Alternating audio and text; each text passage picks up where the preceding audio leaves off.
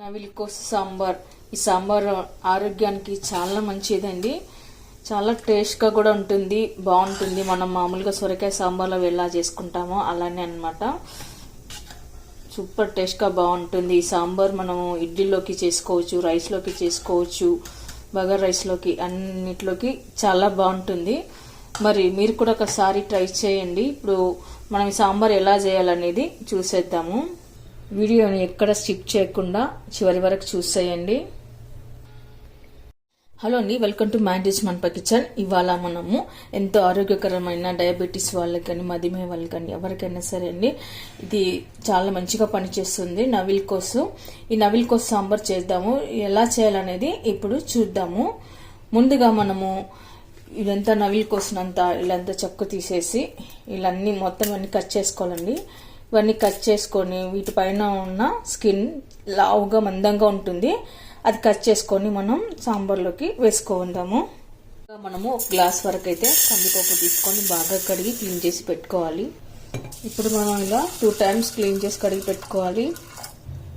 ఇలా కడిగి పెట్టుకున్న తర్వాత మనం పప్పు మునిగే వరకు వాటర్ వేసుకొని నానేసుకొని పెట్టుకోవాలి. ఇప్పుడు ఇందులోనే కొద్దిగా ఆయిల్ వేసుకొని పక్కన పెట్టుకుందాము. ఆ తర్వాత కొద్దిగా చింతపండు తీసుకొని కడిగి నానేసి పెట్టుకోవాలి. ఇందులో ఉన్న మురికి అంతా పోయే వరకు 2 times కడిగి నానేసుకొని పెట్టుకుందాము. ఇలా నానేసుకున్నాక కాసేపు పక్కన పెట్టుకోవాలి. ఇప్పుడు మనం కుక్కర్ మూత పెట్టేసుకొని 2 విజిల్ ఇస్తే సరిపోతుంది. తర్వాత మళ్ళీ కట్ చేసి పెట్టుకున్న తర్వాత ఇలా మందంగా ఉంటుంది కదండి, ఇలా అంతా స్కిన్ అంతా ఇలా తీసేయాలన్నమాట. తీసేసి మనం ఇప్పుడు ముక్కలుగా కట్ చేసి పెట్టుకుందాము.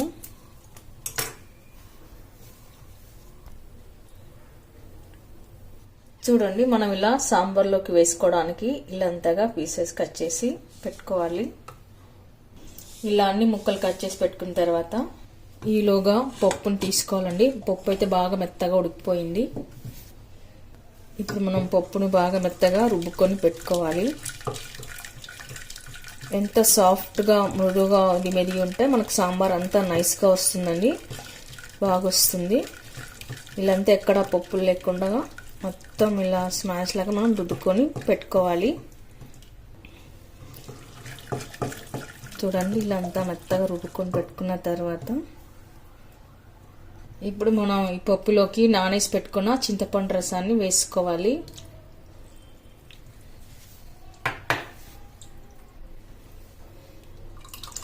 మీరు తినే పులుపుని బట్టి చింతపండు రసాన్ని వేసుకోండి.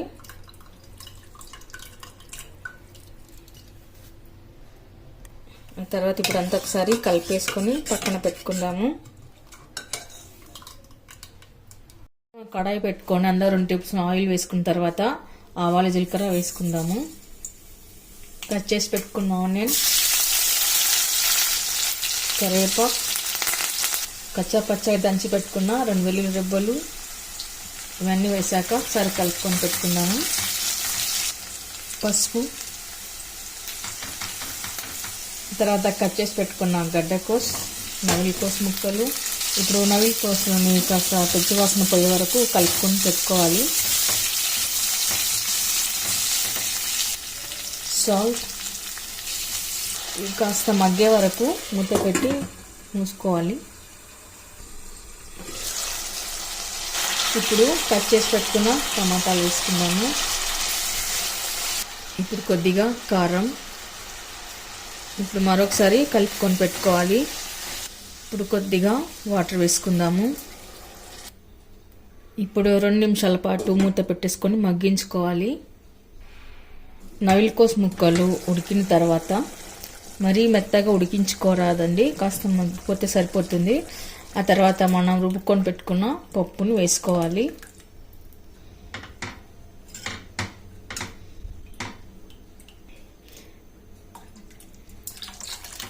ఇప్పుడు మనం పప్పు వేసాక కాస్త సాంబార్ చిక్కపడే వరకు మరిగించుకుందాము. సరిపడా సాల్ట్ వేసుకోవాలి. ఇప్పుడు 2 నిమిషాల పాటు మరిగిస్తే సరిపోతుంది. ఇందులోకి ధనియా పౌడర్ వేసుకుందాము.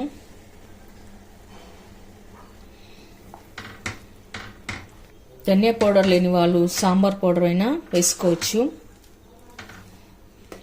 చూడండి నవిల్ కోస్ ముక్కలు అయితే చక్కగా ఉడికిపోయాయి. చివరన కొత్తిమీర వేసుకొని గార్నిష్ చేసుకుందాము. ఇప్పుడు సర్వింగ్ బౌల్లోకి తీసుకుందాము. అండి చూసారుగా, ఈ సాంబార్ ఒక్క రైస్లోకే కాకుండా ఇడ్లీలోకి కూడా చాలా బాగుంటుంది. ఇడ్లీ సాంబార్ కూడా సూపర్ కాంబినేషన్ అదిరిపోతుంది.